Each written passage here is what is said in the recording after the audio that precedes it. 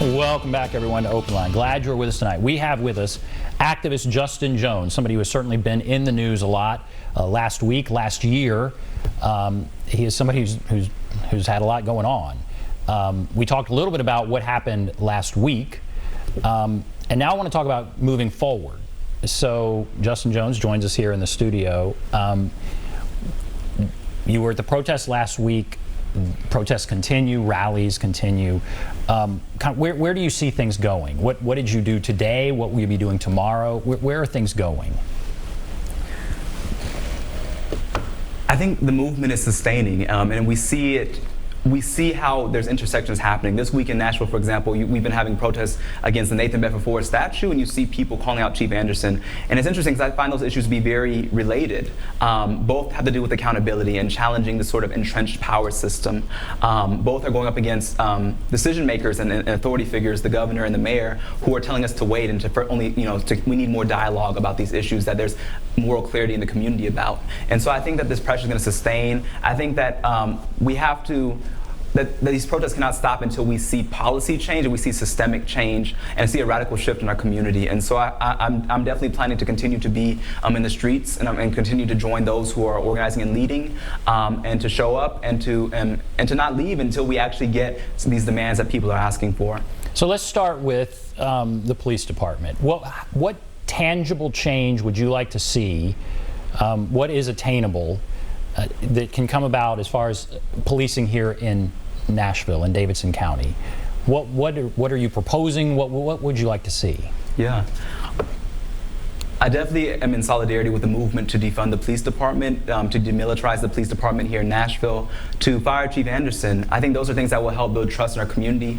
But also at the legislative level, one of the things we were asking for on that Monday when we did get the National Guard to respond is that we were asking for the state to pass policies that repeal legislation, for example, that gives police officers a special immunity when they kill people, a special defense they can use in criminal defense because it happened in the line of duty. We want that repealed. We believe that no police department in Tennessee should have militarized vehicles, tanks, and other equipment that are used as weapons of war. We believe that tear gas should be banned. These things are banned in combat, and so why are we allowing them on the streets of our community? These are things that can happen at the legislative level. That's where my focus has been at the State House, but definitely want to uplift all those who are here locally in Nashville who are working at the city level and holding Mayor Cooper and Vice Mayor Schulman accountable. When you talk about defund of the police, how do you define that? Do you mean cut X amount of dollars? How do you define the phrase defund police? Yes. And that's a question people keep getting, and I think it's simple. We need to remove funding from the police department and invest it in actual programs and institutions of public safety, education, housing, healthcare. The police department has an exorbitant budget, and they're going to, the budget that was being proposed increases that budget. And so the police department must be reimagined, must be deconstructed. I think what Minneapolis is doing, where they're dismantling their police department, saying we need to start from scratch with our system of policing and have transformational change. And I think that's what we need in Nashville, is that we've had multiple instances of the police department exhibiting its refusal to cooperate with the Community Oversight Board. We've tried that way. You've seen 2 shootings here in Nashville of Jarquise Clemens and Daniel Hambrick, and people still fighting for accountability in that, as well as the countless instances of police misconduct that are not reported, that we cannot see because there's no transparency. I do not think the police department having cameras alone, which Mayor Cooper has announced this week, is going to be enough. I think that is the bare minimum, something that people have been asking for years, and now people are saying that proposal again is too little, too late. We need something bigger, we need something more, and that until we get that, until we remove some of this funding and invest it in places that will actually increase public safety, that we cannot stop. And that if politicians do not go with that, do not heed the demands of all those hundreds of people who stayed up until 5 a.m. at City Hall last week, then those politicians also must be replaced. And you're talking about taking a portion of the funding, not like zero funding for the police. But you have, when you talk about politicians, Democrats have said they're very uncomfortable with that language. Certainly President Trump is very uncomfortable with that language. But if even Democrats are uncomfortable with it, how realistic is it? I think there's a time where Democrats and other politicians and leaders were uncomfortable with the term Black Lives Matter, and now you see them painting it on the floor of Washington D.C. Outside of the White House. You see Mitt Romney marching in Black Lives Matter, saying Black Lives Matter. So again, I think the role of activists and movement is to be a thermostat, not to be a not to just engage what is the current temperature, what is comfortable for people, but to set the standard. And so by saying defund the police, it's setting a standard that eventually politicians have to catch up to, like they are with the Black Lives Matter movement, like they are with things like abolish ICE. Again, the role of community members and activists is not to make people comfortable, but is to discomfort the comfortable and say, let's actually have a real conversation about something that should happen, and not just talk about reform, but talk about drastic shifts in our social fabric and values. Part of that real conversation, and then I'm going to start taking calls, would be there are people that are uncomfortable with that when they hear defund the police. If there's a domestic violence situation, they want the police to be there, to be able to respond to that situation, an active shooter situation. This is a big county, 500 and something square miles, and if you start taking money away from public safety, they may feel less safe. And so engaging in that real conversation, what do you say to people with those concerns? I would say we definitely need to talk about that, because I think there's this image of we're not going to have any type of public safety. I think a lot of what public safety is mental health. We need to invest in mental health. We need to address economic, poverty, which will increase, criminalization. And so we need to talk about an overall, not just the symptom, which is policing, but we need to talk about what creates those conditions. And so I hope that people are willing to be as uncomfortable as they are with the language of defund the police as they are with people like George Floyd when he was saying, I can't breathe. When they hear people in our community who are actually afraid to call the police because they're black, brown, undocumented, people who've had horrible, run-ins with the police. I feel uncomfortable to call the police because I've seen what they've done to me, and so I would never feel comfortable to even call them if something happened. And so I think that we have to look at those who are uncomfortable with the current policing system, because those people who are closest to that pain are also closest to the solutions that can help all of us. All right, we're going to start taking calls. Let's take Vince here. Hello, Vince. I'd like to say hello to Justin Jones. This is Vince Horsley. And I would like to just commend him for the work that he's doing. And I say to him, like I've said to countless other young people, that every generation must carry on the struggle to make our community and our nation better. So I just want to say for him, just keep on keeping on. All right, Vince, thank you. Thank you.